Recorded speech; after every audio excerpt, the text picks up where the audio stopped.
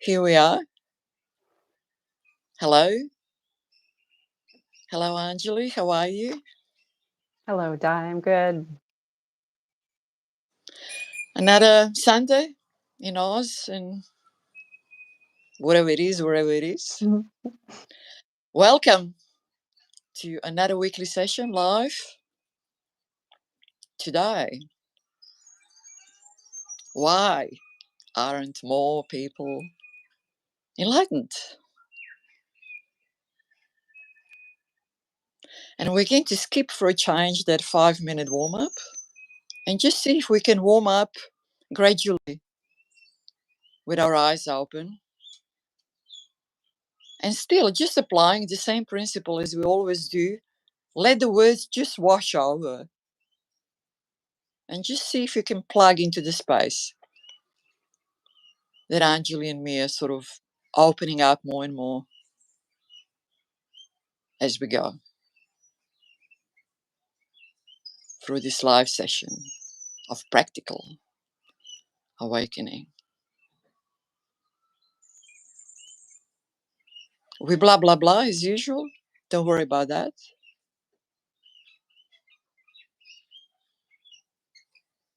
Focus your gaze on the screen in front of you and open the space as much as you can. Because the more the space is open, the more the words will sink in, the necessary words, the words that are needed for you to open the space even more. That's the most important thing. The rest is blah, blah, blah, blah, and hopefully some of this blah, blah will get in, become a seed.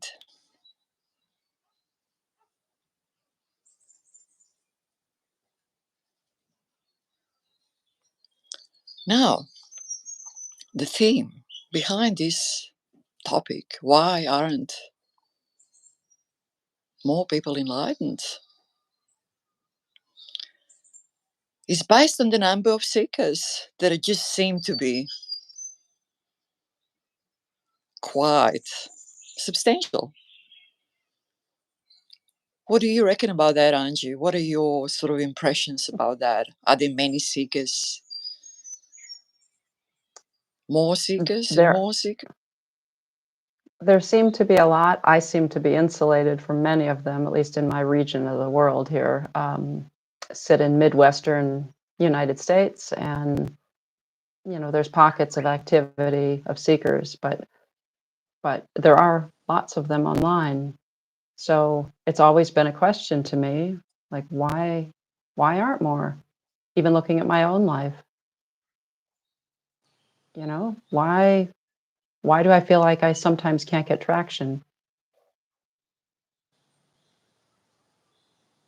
Yeah. I was actually quite amazed when I told you when I was looking at all these numbers and online. Obviously, you and me are online too. Um, Mm. like we're talking millions here, not just, we're such a tiny, tiny little thing, but there are millions and millions of sort of subscribers and followers, if you want, or whatever they call it. But in real life, Angie, like day to day life, I have to say, I do not remember, or maybe I've missed it, but I have never personally, in day to day life, come across a person that was, what would you call, even close to, like, genuinely awake or enlightened, or, you know what I mean? Mm. Egoless. I haven't. Maybe I have, but I missed it, in my past sort of. Now, have you? I know you had Baba and all that, but if we take that out and we just talk about the day-to-day life, when you go around your business or whatever you do and meet people and talk to, have you come across? Honestly, the people that I'm around are so far away. I can't even talk to them about like how the breath influences the mind. I mean, they're so far outside of that Yeah, realm. yeah, I don't try. I mean, I keep them quite divided, my world. So, yeah, in answer to the question, though, I find it interesting. Maybe I have run into people that are awake. I mean, if I met you in the street and didn't know anything about your YouTube channel, would I know? I mean, I'd sense that there's a sense of space about you. Um, but I don't even know if I could put my finger on that. That is a very good observation. That is completely correct.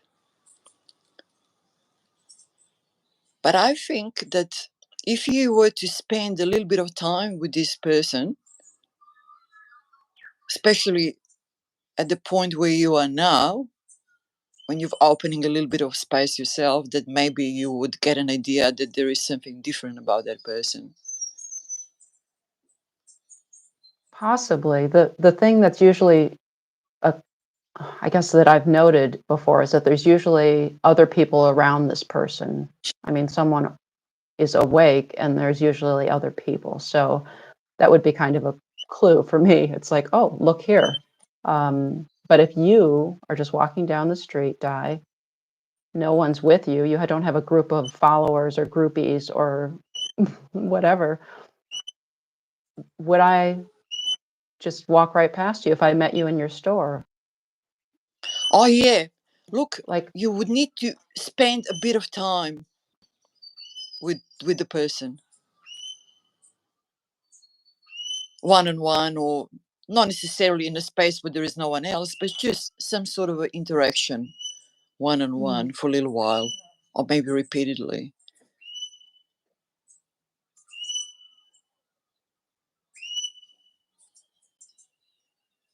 Because I would say this, that most of the people I interact at work, and I obviously change environments quite often when it comes to work, and I've moved house so often, so I've met so many different people. When they spend some time with me, especially repeatedly, they get an idea that there is something different.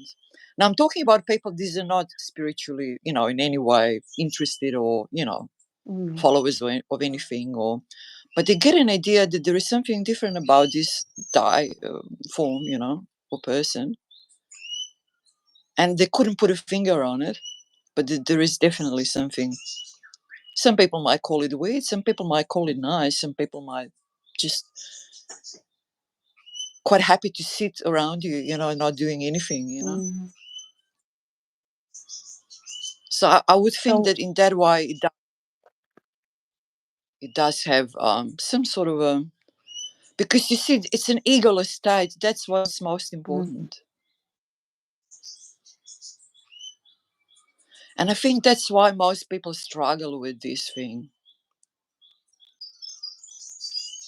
because it's nothing to do, you know, we grow up believing that we are this body, whatever it is, this body, and whatever that body contains, the thoughts and whatever not, and emotions, and, what this body does and what it achieves and whatever else.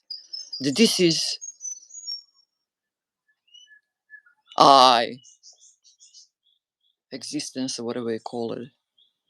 And then this I is trying and striving and doing the utmost to reach enlightenment or to become enlightened. And it's a paradox. It cannot be. mm, In enlightenment, there is no I. There is no ego. There is no this body or that, or, So I striving and trying, and it's just in a way it's completely the opposite direction than the one in which the whole thing unfolds. You see, when I completely steps back and disintegrates, then there is this experience of stream, of space, of existence unprocessed. Only then.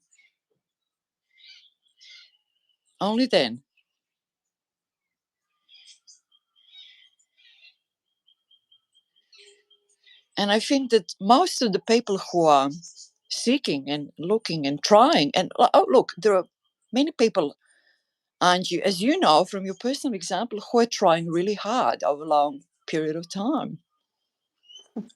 But they're trying with the eye. The eye is trying, this body, with everything that there is, the thoughts, the this, the that. It's a wrong thing. It's a wrong approach. When eye withdraws, what's there becomes obvious.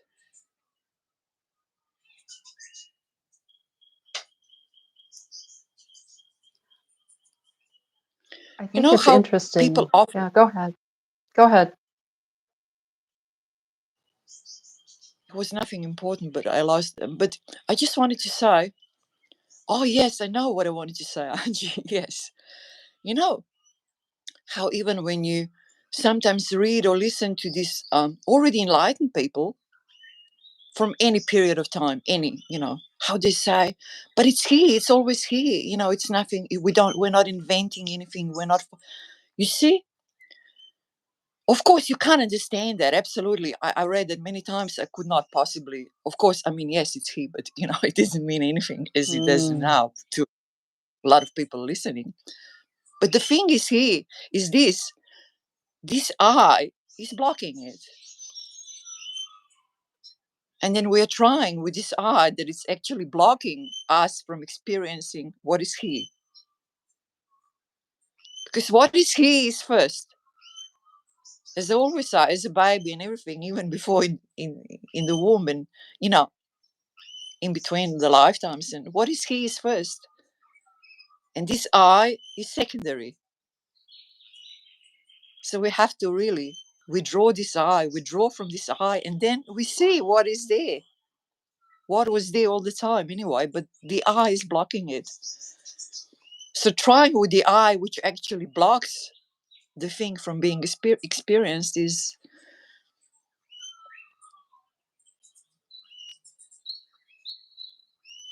doesn't make much sense.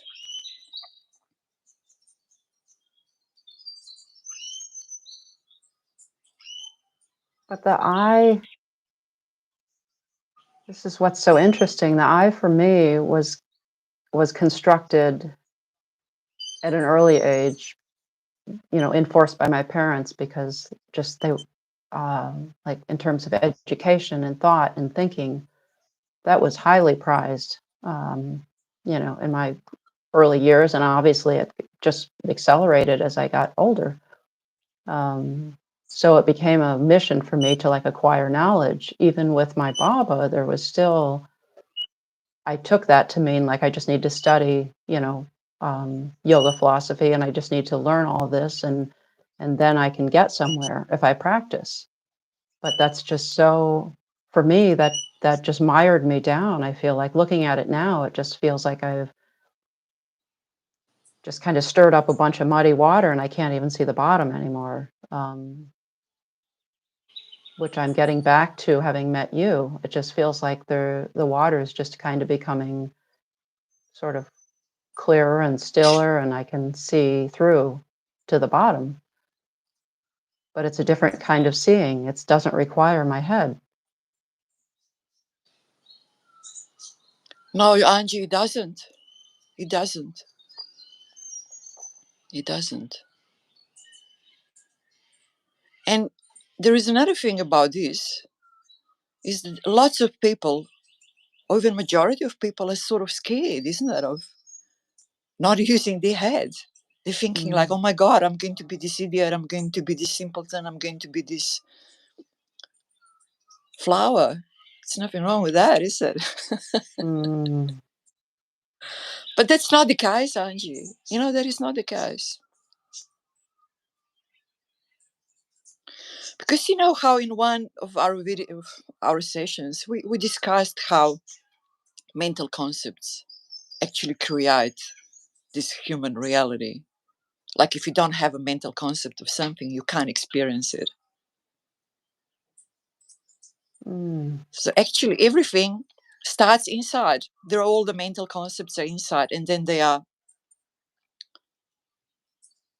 hung on to and so on, and fixated upon, and then we experience them as physical and as this physical reality. But they're all coming from inside. It's not the other way around, Angie. There is nothing outside, like everything that we see on the outside, it's actually comes from the inside. It's just this sort of fixation and projection, if you want. So to think that the head is the key is just completely wrong. Like there is a very good case. I think I scanned the history of spiritual traditions and stuff. So I'm not really good with this who belongs to what.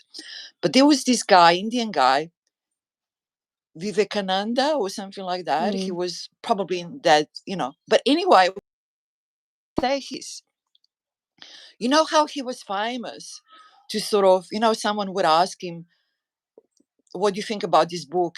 This is the example that's the most famous, but there are many other examples, and he would just take a few minutes to live through the book, and he would know everything about that book. I told you, like when Mm. I was at school, I would just glimpse at a poem or something. I would know it. I didn't see it. Angie. I didn't see the writing, whatever. But I would know. I would open my mouth. The teacher would ask me, "Can you please recite this?" I could recite it straight off. Mm. Like I used to play piano, and I had these concerts, and it was horrible. Like I wasn't. There were like a lot of people, their students or whatever. So anyway, I would come up, and I wouldn't even know. I would have no idea what notes I need to play. I would have, we had to play without the notes at the concert and stuff like that, Mm. without the paper. And I had no idea whether I would even know what to do when I get there. So that was very, very alarming every time I had a concert. But Mm. what was not alarming is when I got there, I just needed to find the space on the piano where the hands have to go on at the start. And then I could play. I Wow. never even knew. If you asked me what the notes were, I couldn't tell you, Angie, okay? That was Hmm. very frightening because before my turn was, and I was sitting there and I had no idea what it was all Oh about. God. But I just relied on that when I went up there and when I found the space to put my hands on, and then I Mm. could go. And it never let me down. Now when I'm older, it does let me down sometimes. But when I was younger, it never let me down. But what I want to say is, Angie, everything is inside. First, all the mental concepts, and then they are experienced in this human world and stuff like that. So I just want to say this, and it's not connected with the head. You see, I never memorized the words as such, or seeing the words, or saying, or the notes, but it was always here. It was always in the space. Okay, it's always there. It's just a question of access, and we lose access when we strengthen the eye and develop the eye. We're losing the access. I don't know if I explained myself well. I'm not a good example. This Vivekananda is a really, really good example of it. Like how everything is on the inside. And you don't need to experience it on the outside, almost not at all, to know what it's Mm. about if you have the access. And the access is not here, the access is here.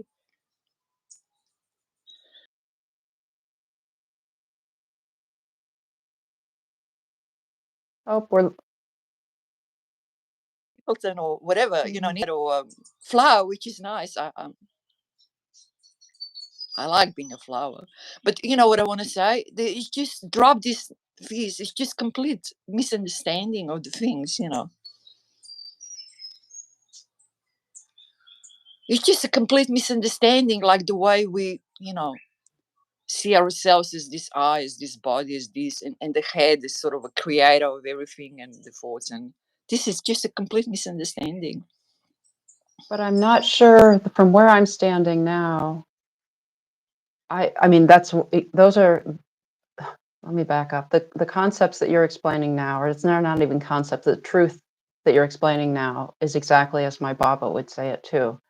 But for me, where I'm standing now, if I try to understand or use what you've just said to reframe, like reframe how I am in this body or interacting with the world, it feels like it's a mental thing that I have to shift.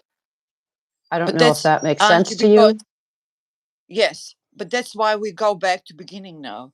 Do not try to Right. I feel understand the like, word. right. I feel like all of these are just words, and I'm feeling like all the time, every day, like every 5 minutes, even, I'm No, just going back to like breath and mantra. I that's mean, it. it's As we said at the start, Anju, this session, the breath, the mantra, focusing on the screen in front of you, mm, and the words wash off. And whatever needs to come in will come in and will sit there and will grow there if the space is open, Anju. But when you're here, your space is closed. mm. The point of entrance is not here, it's here. So you need to open the space. And never mind the words. Never mind what the words are. I know, Angie, I'm pressing you now. I'm obviously pushing you to deliver some words.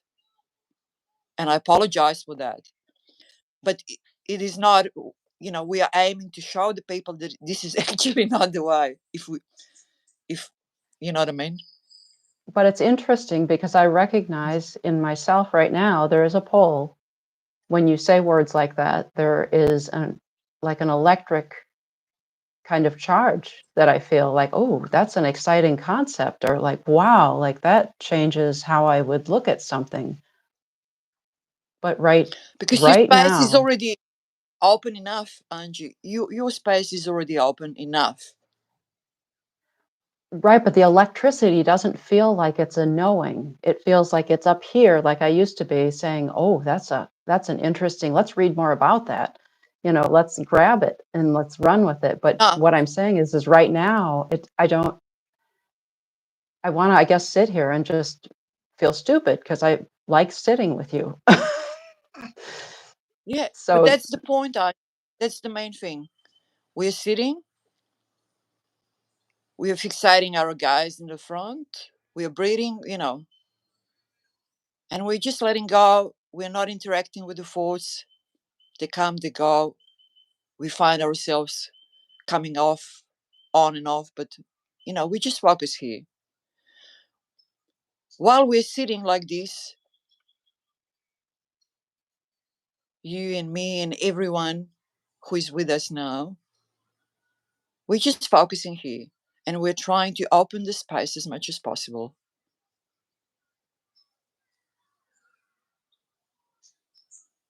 And then let just the words do whatever they do.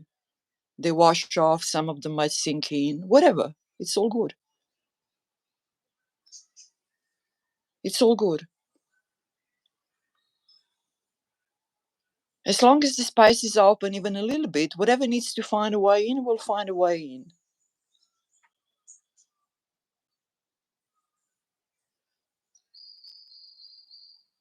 We're not having these sessions to sort of try to mentally work out concepts, and that's why this is practical.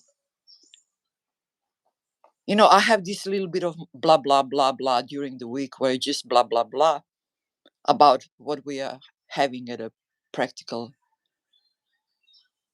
But the practical session is all about here, all about opening the space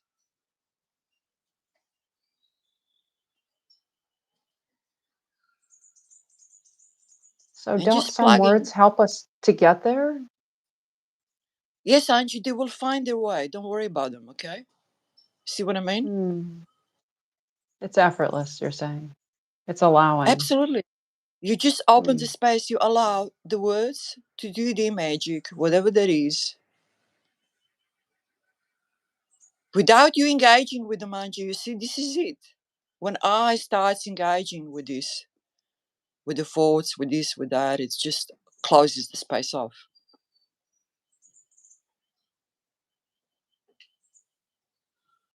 So when we're having these practical sessions, we want to be here. We don't want to be here. We want to be here. And if I'm now someone who is watching this, even if I don't understand anything of what these two are saying, I'm completely fine.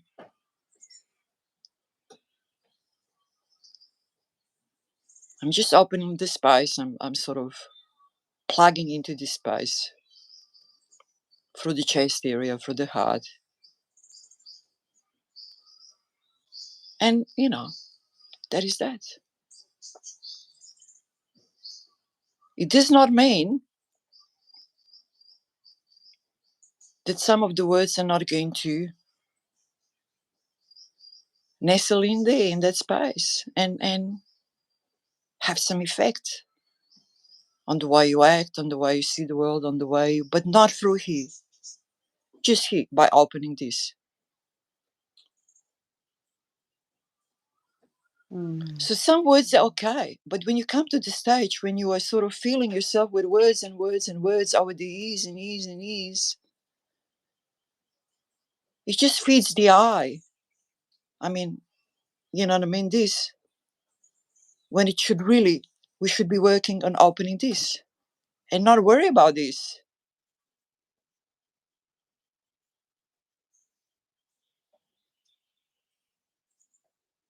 As I said once, I want to give my personal example. Look, there is this guy,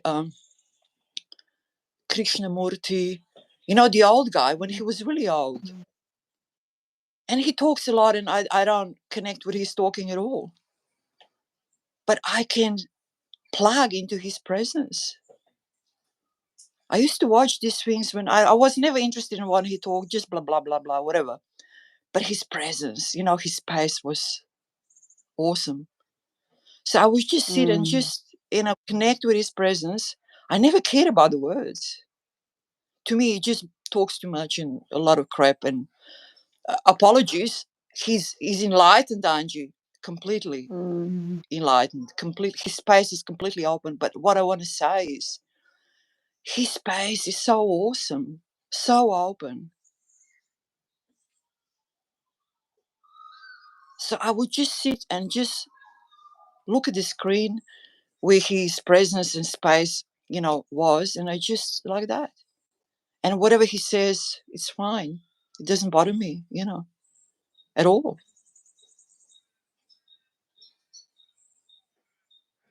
That's interesting because I don't have a direct experience of that other than sort of an odd couple of people like Paramahansa Yogananda, which I obviously had no direct meeting with him or anything, but his picture in the past has been like all encompassing for me. I mean, just to look at his picture, and I have no Yes. idea what that is about, but I just would sit there. I'd cry when I was younger, just looking at his picture. Much like being in my Baba's presence, but his words, I read his book. It was interesting, but it was more like up here, it felt like, but the picture was just so gravitating. This is about the space, so you always, you know, connect from here. And even among enlightened people, Angie, because I always say enlightenment is a process. My space is not that open, Angie. It's open, but it could be much, much more open, much wider.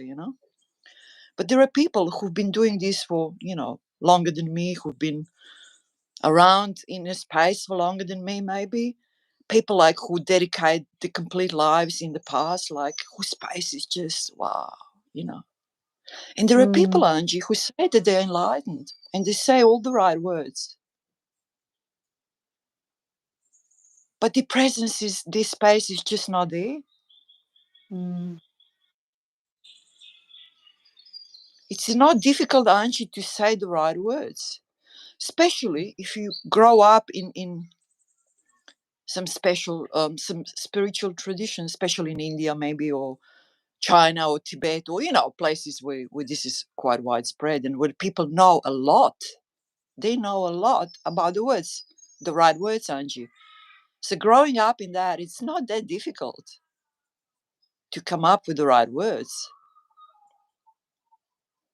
But that does not mean that your space is open, okay? mm,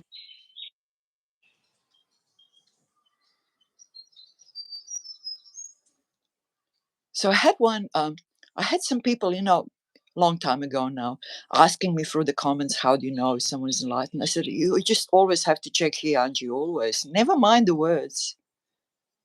It is easy, Angie, to come up with the right words. you've fed yourself so many of them. You could find the right words yourself if you wanted to. You know what I mean? Yeah. It's not in the words.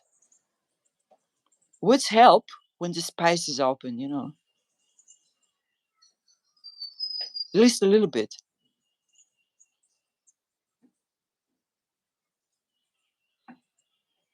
But the words come from a different space when the space is open. Aren't you? That is that. You see, when you made that mandala, and that mandala was made in the space, okay? And whatever comes out of the space is different. Even the words that come out of the space are different than the words that come out of here. Like, what they say, art, real art. When you see something that's real art, as I said before, like I used to stand in the front of a picture maybe, a long time ago when I was not know nothing about spiritual or anyway. So I would fall into it, my space would open and that is art. It's made in the space, Angie. Real art is made in the space. It's not made in the human world environment. You know what I mean? You Right. understand what I'm saying? So anything that's made in the space, that is a real, you can, when you open your space even a little bit, you can just really plug in. And your space even widens. The opening widens.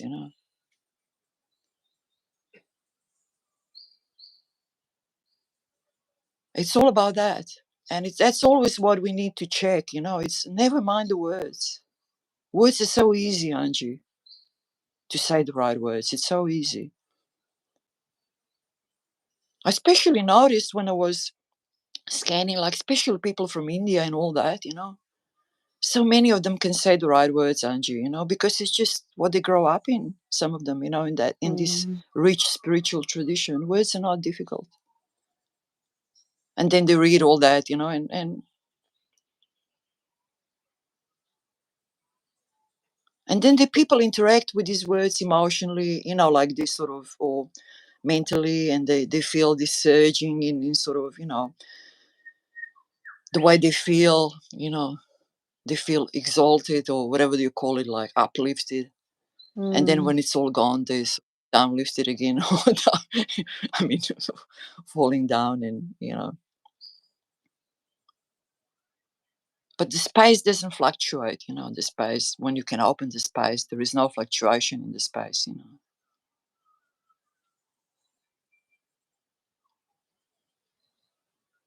So, are you able to recognize people in the space from where you stand?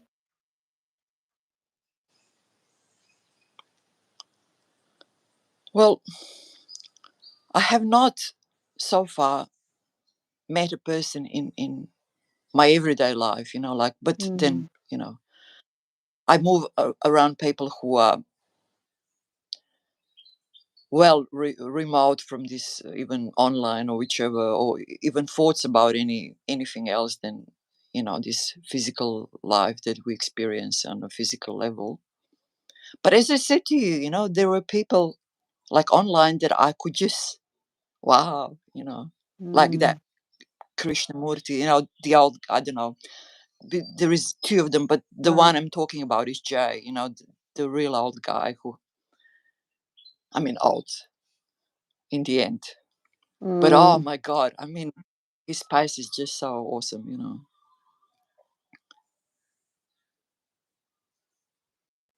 But then, I was always also huge, huge admirer of Paramahansa, what you said before, Yogananda, even while I was just scanning things. I thought that he was like in a space very much too, like, you know, not It's all just were the same. You can notice the difference.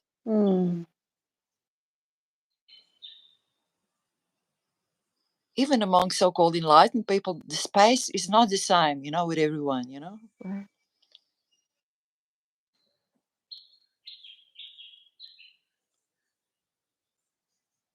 So it's just, So I think, to go back to the topic that I usually miss when I start talking about something, you know, why aren't more people enlightened? I think this is really the main thing, because there is so much effort coming from here, so much effort. And this effort is blocking the space.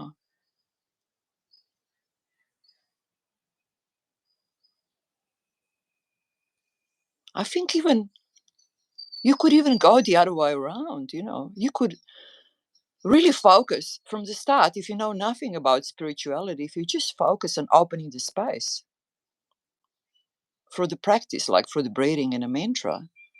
And then once your space is already a bit open, then you let the words, whatever it is, not too many, but to come by or whatever, some of them will sit in. They will sort of probably be more helpful. Would it not be helpful to have, is it not helpful to have a teacher too? I mean, if I had not known what space to look for, I don't know, this is kind of a silly question, but it seems like we could be in that space and not know to cultivate that space further, to open it further, because we wouldn't have, it would have just felt good, like when I was reading, or, you were falling into a painting or a picture or art. Like, how do Yes, it is, we, of course. It is yeah, good to say, have someone or somewhere just see the connection, to someone to say to you, this space that you maybe experienced occasionally in your life, you can open it more. You can spend more time there. You can make it all very even and steady and peaceful and expand everything. Yes, but you would not need to know, Angie, all the spiritual traditions and how they go and what they teach no, about what the world is and what the whatever it is, samsara, I think, or whatever is the other one. You know what I mean? Like there is one and then right. there is another, and we are crossing whatever it is from one to another. Like you wouldn't really need to know all that. No, I was talking about a practical teacher, like you're functioning for me in that role. I mean, how to get there, how to like It's move in very that helpful. direction. Yeah. It's very helpful if someone can just point you. Mm. It is very helpful. For me, it was in a way. I had many teachers, obviously, because I had this period when it. But you see, I always started from the experience that I've already had. As I said in some of my videos, I had these experiences of a space throughout my life without knowing what they were about. So I already had that thing, and it helped me when I was looking and scanning and Mm. to understand it more and what I can expand it. That was my base. I knew, I had that experience, but I didn't know what to do with it, and I didn't know what's the point of it or what's the use of it, or you know.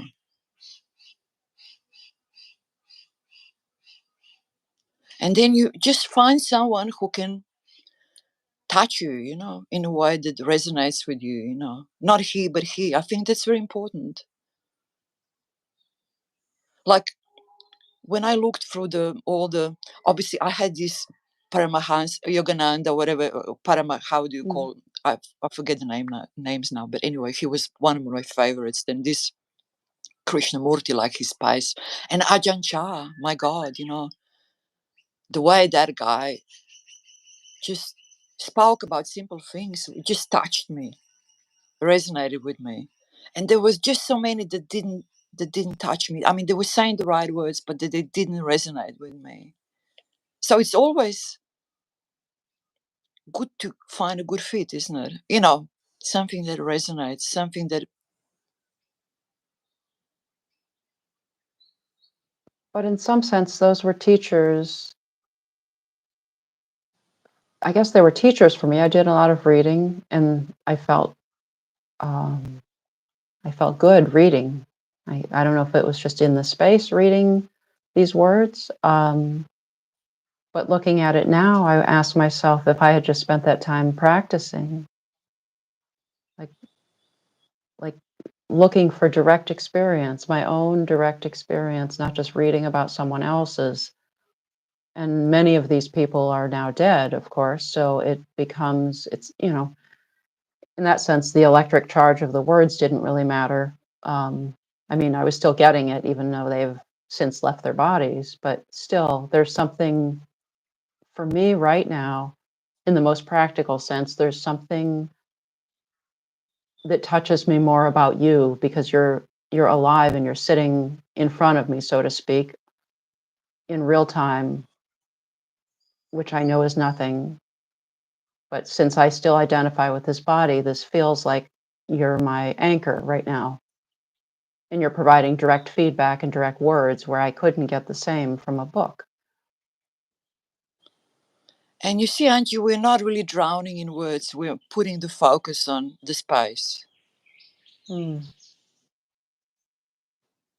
And you've already managed to open your space enough to sort of plug into it even a little bit.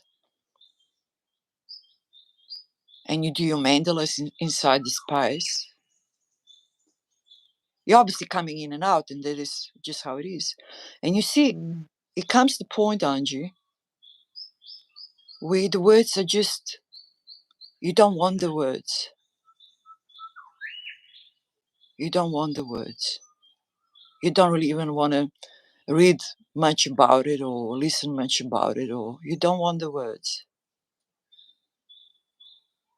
You just want the space and the silence. mm,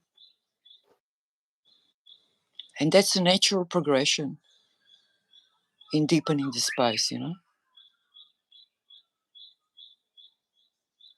And what happens in so many people, they just never get to that point because they're always just interacting on a mental level. They never get to that point. And they want more and more of that interaction, which just blocks more and more the space. They never get to the point where you don't want words, you just want silence.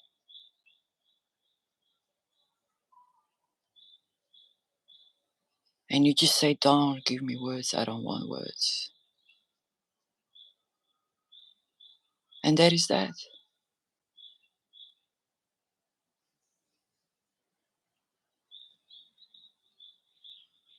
And when there is a point on which you need a reference or something, or you feel you're stuck, you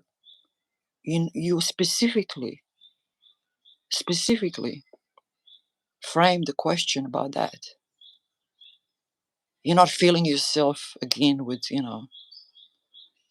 tons of words mm. about, the whole shebang.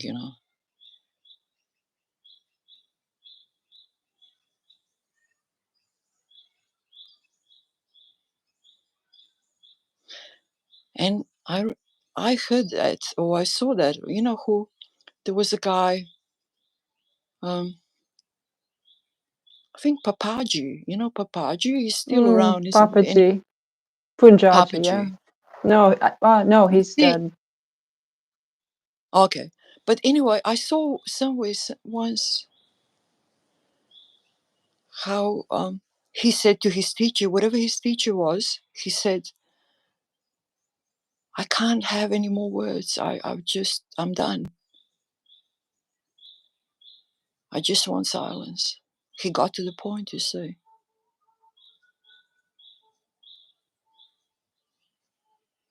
He was electric for me. Those are some of the last books I've read. You see, this is the point where we all sort of naturally progressing. If we are inside the stream, opening the space even a little bit, and we are progressing to that, we're coming to the point of silence where we stop feeding ourselves with more words, with more words, with more this, with more that. We just open the space more and more through the silence, through being in the space.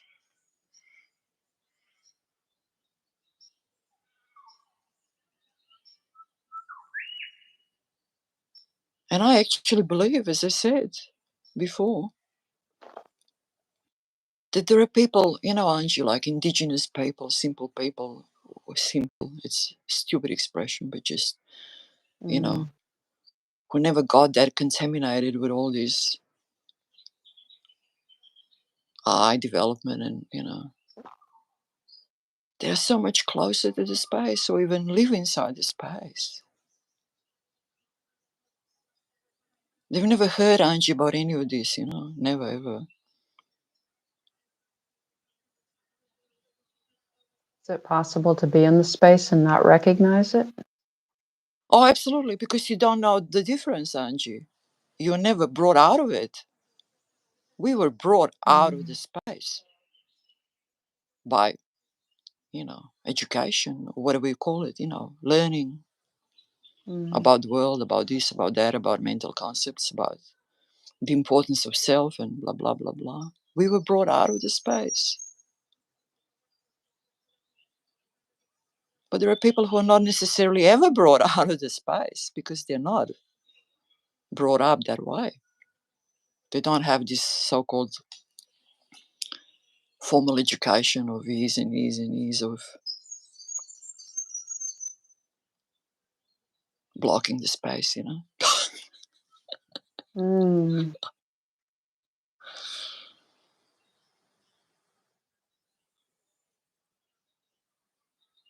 So it's just like that, really.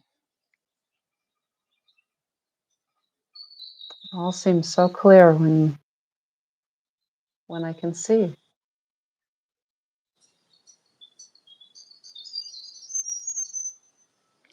It's just, the more time you can spend in a space, whenever during the day or night or whenever,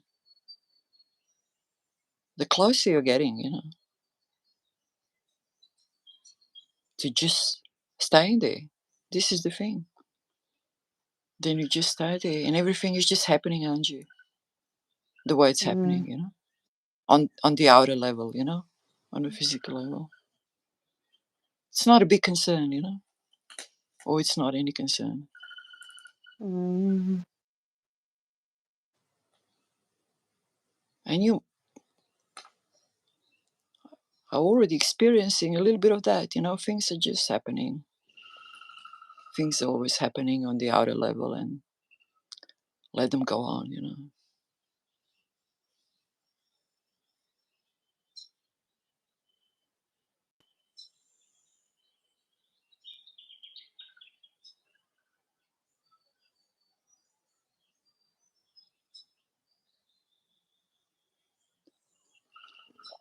So I think that if people, seekers, can just refocus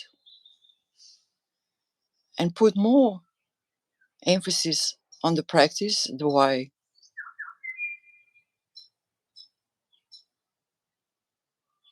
of non-attachment, blah blah. I always say that. I think that's a better, for the lack of expression, better expression, a better way to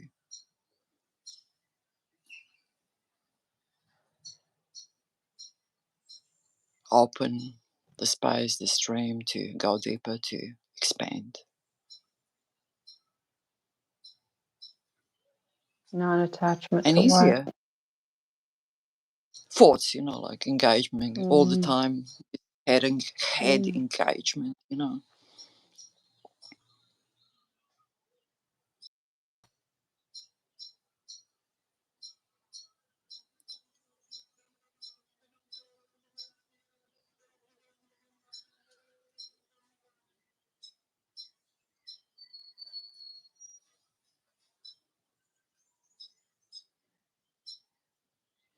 I know that they have.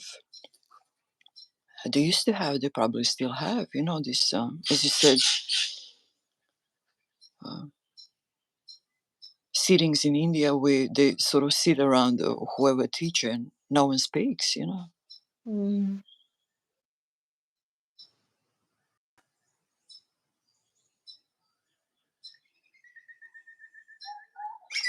this is much more valuable if Angie, you do the right thing on the inside. You know, people might be silent but engage with the thoughts all the time, Mm. which is not doing anything. You know.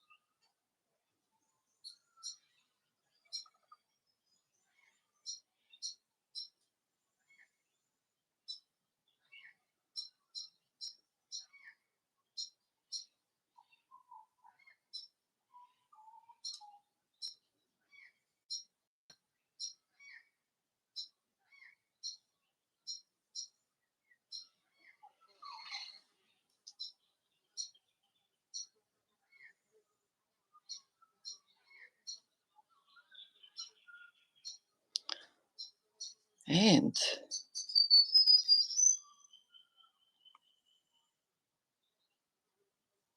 there is something I wanted to also mention, like spiritual practice accumulates over lifetimes. It's not lost. So there are those of us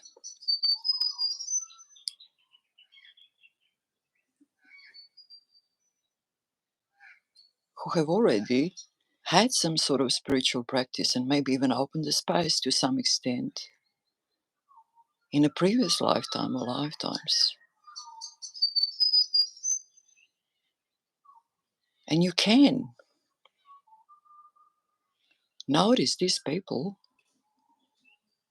when you talk to them or when they talk about the desire or internal, what would you call, burning, not burning, to to Mm. to know, to get enlightened, to be awake, to it never leaves them. It never leaves them. And it is very important in their life, very important, to the point where you can almost take the number one priority in life. And these are all people who have already had some sort of a spiritual practice, experience, maybe even experience of space, briefly or a bit more briefly, in a previous lifetime, previous lifetimes. And of course,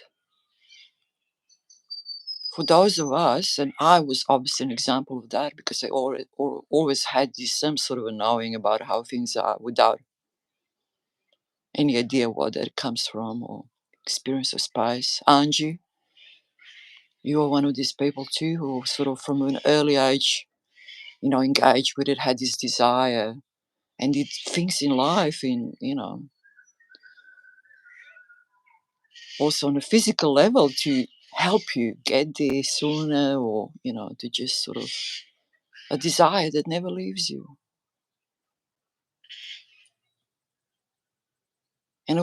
And I've met also a few other people through this channel who have had in previous lifetimes So this makes obviously a difference too. I just want to point this out to you. This obviously makes a difference too.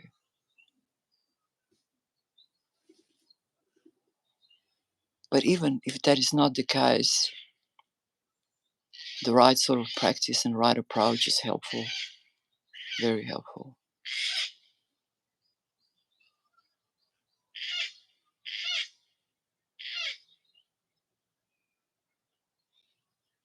Because you see, you can have people with this burning desire and or experience from previous lifetimes, but if they don't find the right way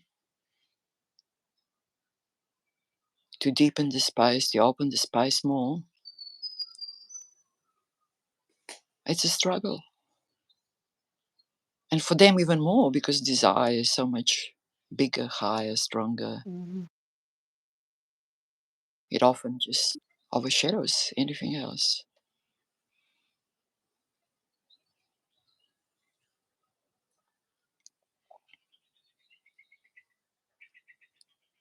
And it is a very funny thing about this channel, which is such a tiny, tiny thing,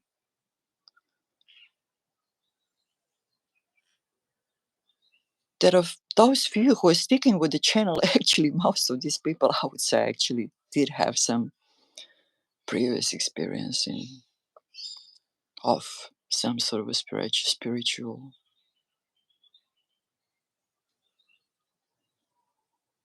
And they find it easier and they find more resonance, with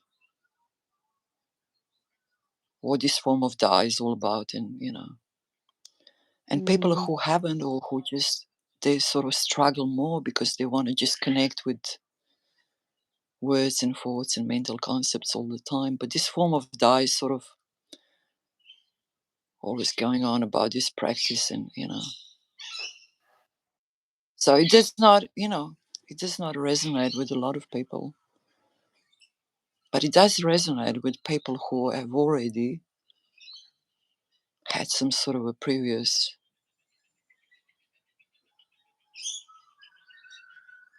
spiritual practice in previous lifetimes.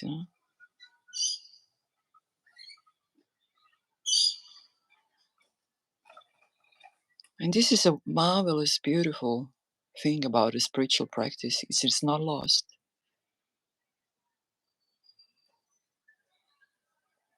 Through the life cycles, everything else can change, but that thing builds up. It's not lost.